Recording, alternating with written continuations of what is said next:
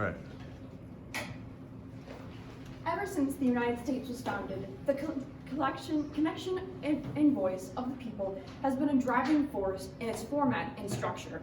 Listening to both sides of the societal system has allowed us to build upon each other, creating a well-rounded, fully vetted foundation for future generations. The biggest question here is this true? Are we well-rounded, or are we led and driven by a need to align and conform?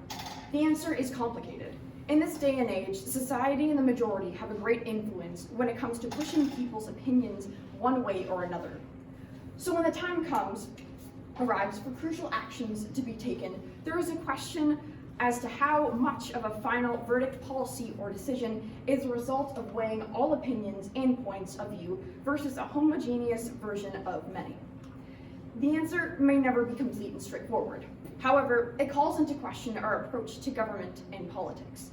Considering the stimulus materials, including Democracy in America and The Holdout, as well as the social and political lenses, this question can create an interesting debate. Does the opinion of one matter? How much of a citizen's opinion influences versus is influenced by society? There is no doubt that the popular and individual opinions of people have connections to both the cultural and social sides of science. However, perhaps this is oversimplified. We all have thoughts and opinions regardless of where they originate or how they're formed. Influence is a component of human nature, and many sources can affect how points of view are developed and affirmed.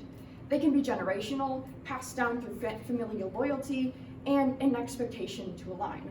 This is known as conformity, which plays a substantial impact in jury-based decision-making. In the artistic depiction, The Holdout, by Norman Rockwell, this exact situation is brought to life. The painting is set in a jury room. A large group of male figures are silent and unwavering while surrounding a young woman. Her expression is stoic, staring to the side, away from the aggressive gestures and faces of the men. So what does this say about citizen involvement? Well, quite a lot. Conformity pressures have a strong impact on jury-based decision-making. Typically, the greater a majority position, the greater the certainty the majority opinion will prevail. Rockwell's painting challenges this thought. Whatever the outcome, this woman's decision will delay conformity. She is definite in her side of the argument, resilient, and does not share the same opinion as her juror peers. The concept of sides is common in judicial situations and social commentary, but the question of whether sides can be influential by individualism or simply the common good is not straightforward. This is touched in Democracy in America by Alexis de Tocqueville. The author states, individualism is a novel expression to which a novel idea has given birth. Our fathers were only acquainted with egotism. Individualism is a mature and calm feeling, which disposes each member of the community to sever himself from the mass of his fellow creatures, and to draw apart with his family and his friends, so that, after he has thus formed a little circle of his own, his willingness leaves society at large to itself. Choosing an outcome for the betterment of everyone is directly different from individualism. At first glance, it might look as if everyone might benefit from the common good. But if this were true, responses to establish and maintain this wouldn't be as distinctive.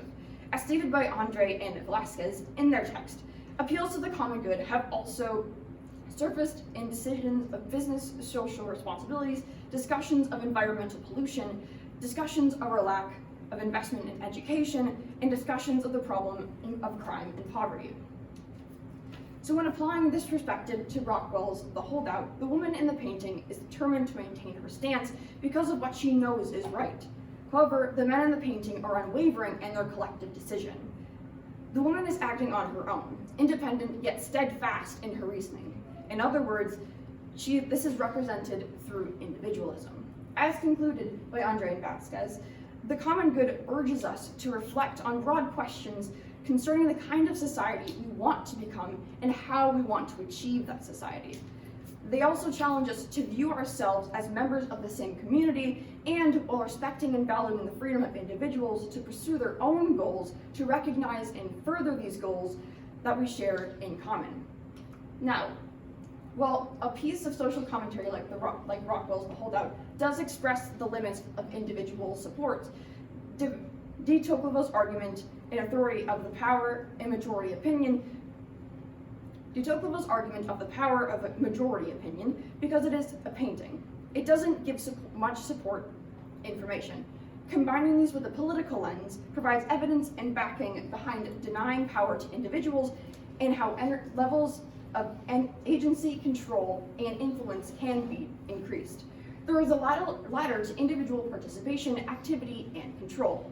This metaphorical ladder is expressed physically by 8 platforms. The first area, manipulation, is the foundation of tailoring an illusion that denies power.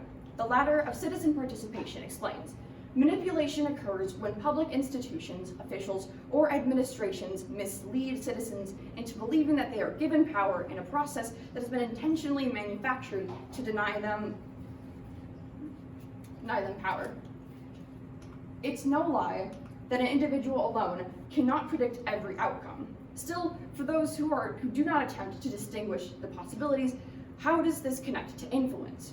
Opinions on a variety of topics can be universal. Thus, everyone isn't going to agree on how action should be taken.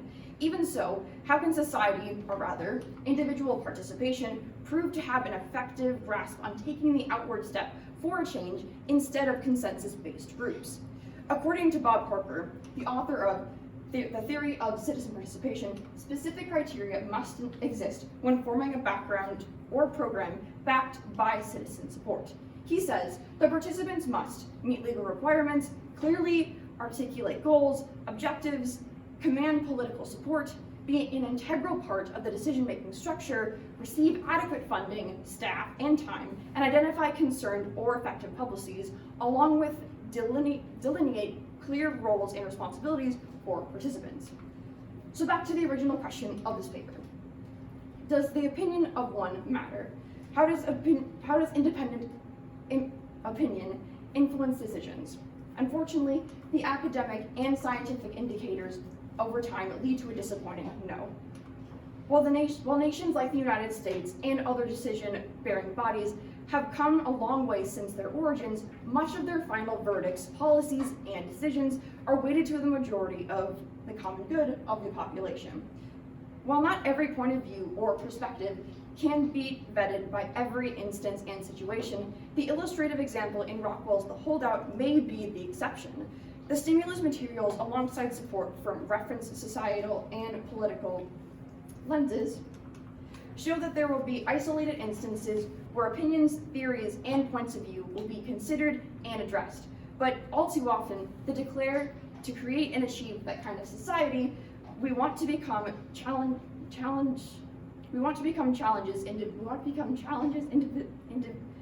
individualization and influence us to conform as members of the society, and while respecting and valuing the freedom of individuals to pursue their own goods, to recognize and further those goals we share in common.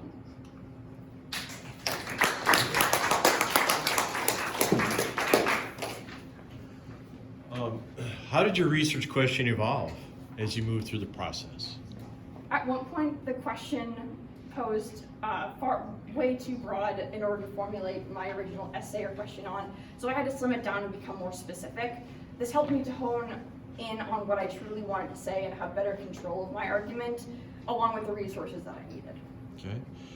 What are the implications of your findings to the community? On a positive note, I believe that a lot of my findings could further data collection when it comes to new and crucial policies for instilling change. My research alone can't act as a beacon of public opinion, but it can start awareness of how many voices have yet to be heard. Okay, thank you.